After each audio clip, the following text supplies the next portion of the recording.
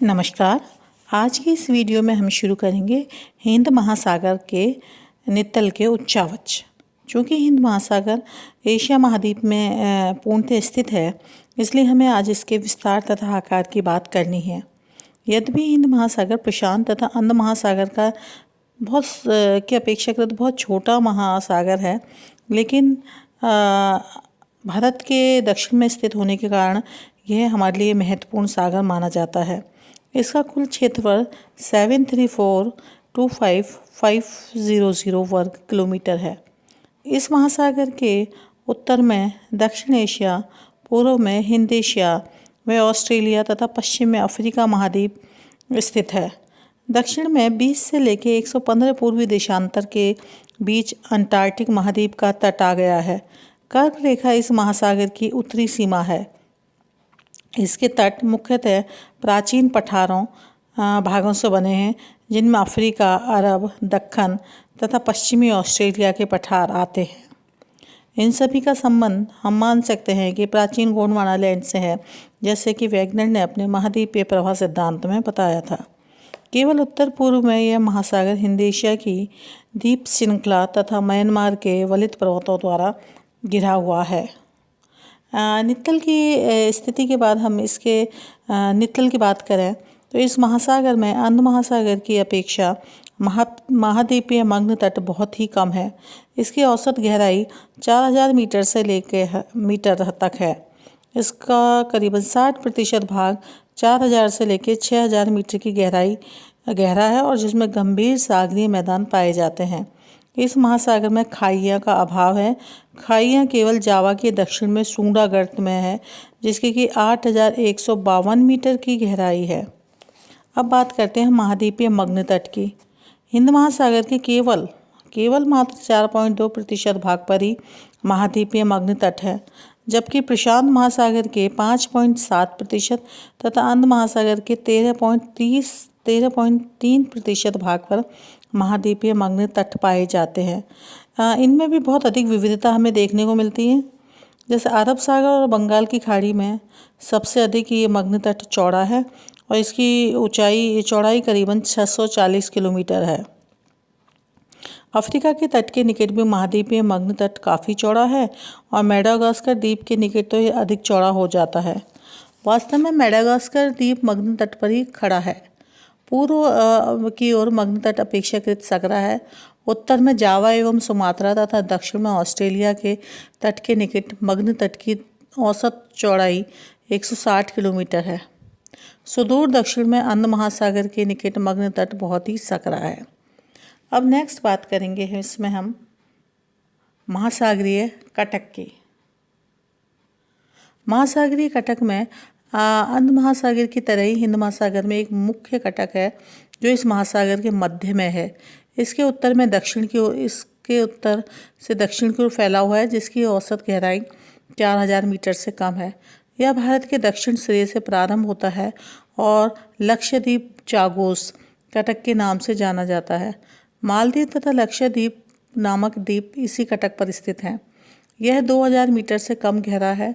यह कटक दक्षिण की ओर आगे बढ़ता है और भूमध्य रेखा से 30 डिग्री दक्षिण अक्षांश तक है चागोस सेंट पॉल कटक अथवा हिंद महासागरीय उभार के नाम से विख्यात है।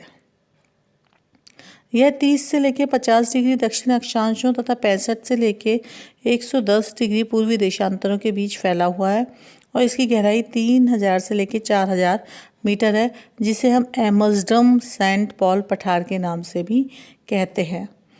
इसके दक्षिण पूर्व में हिंद कटक है, जिसकी गहराई 1500 मीटर से भी कम है।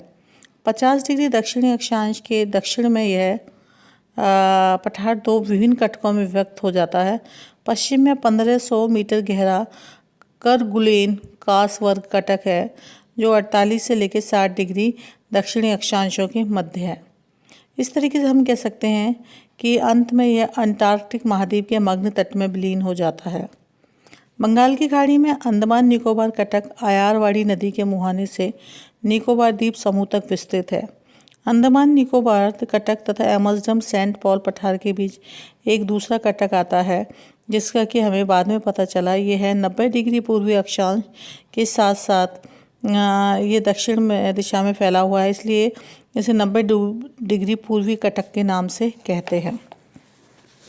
अब हम बात करेंगे उत्तर से दक्षिण तक फैली हुई मुख्य कटक में से कई छोटी छोटी कटकें निकलती हैं जो अफ्रीका तथा भारत के तट तक पहुंचती हैं।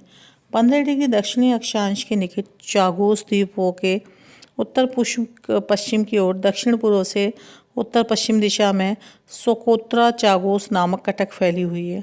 यहाँ पर यह समुद्र की गहराई 3000 से लेकर 4000 मीटर है। इस कटक के लगभग 1100 किलोमीटर दक्षिण की ओर अनेक समानांतर एक अन्य कटक अफ्रीका की ओर अग्रसर होते हैं, जिसे सेशल्स कटक कहते हैं।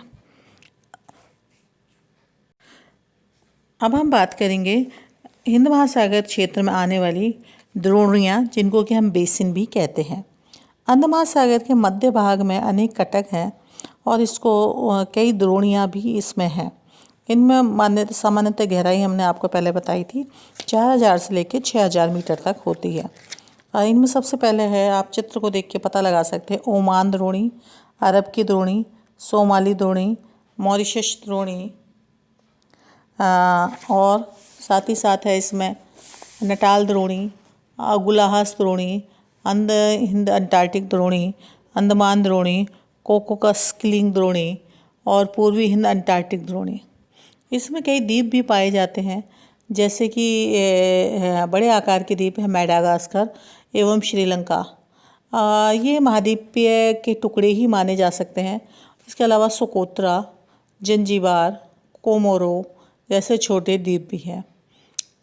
साथ ही साथ इसमें सीमांत सागर भी हैं। सीमांत सागर जैसे कि हिंद महासागर को चारों ओर से हिंद महासागर लगभग चारों ओर से प्राचीन गोंडवाना लैंड के तीव्र ढाल वाले पठारी भागों से घिरा हुआ है। इस कारण यहाँ सीमांत सागरों का अभाव है। अरब सागर तथा बंगाल की खाड़ी हिंद महासागर के उत्तरी प्रसार मात्र हैं, जिन्हें हम भारतीय उपमहाद्वीप भारतीय प्रायद्वीप एक दूसरे से अलग करता है। लाल सागर तथा फारस की खाड़ी ही वास्तविक रूप से सीमांत सागर हैं। बाकी अगर हम एक एट ए ग्लांस देखें तो यहाँ पर सीमांत सागरों की कमी है। लाल सागर एक भ्रंश खाड़ी में स्थित है जो अफ्रीका एवं अरब के पठार को एक दूसरे से पृथक करता है। बाब अल मानदेव, जिसकी गहराई केवल 370 मीटर है और लाल सागर को हिंद महासागर से अलग करती है। खाड़ी फारस एक उथला है जो दजला फरात नदियों के तलछटों से धीरे धीरे बढ़ता जा रहा है। इस तरीके से हमने हिंद महासागर के नितल के उच्चावचों का अध्ययन किया।